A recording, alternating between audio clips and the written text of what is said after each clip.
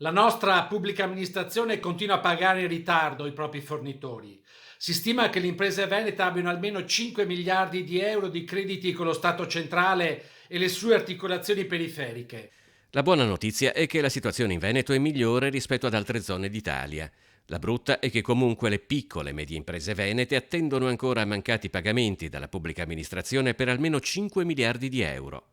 A scorrere lo studio della CGA di Mestre risalta una significativa differenza nei tempi di pagamento tra lo Stato centrale e le sue articolazioni periferiche.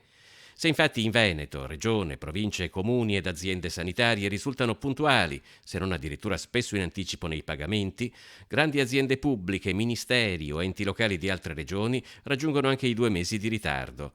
Anche perché, secondo la Corte dei Conti, si starebbe consolidando il pagamento in tempi brevi delle somme più consistenti e solo in seconda battuta del resto, danneggiando quindi le piccole imprese, che generalmente lavorano in appalti o forniture di entità inferiore. Vista la situazione di difficoltà in cui versano tantissime PMI, la cosa non è più tollerabile. Il nuovo governo dovrà intervenire subito e risolvere anche questa questione, consentendo alle aziende vittime di questo sopruso di compensare automaticamente i debiti fiscali con i soldi che avanzano dallo Stato. Questo automatismo potrebbe risolvere un problema vecchio di decenni, sanando le gravi difficoltà che produce in quella piccola e media imprenditoria che si ritrova senza liquidità a disposizione.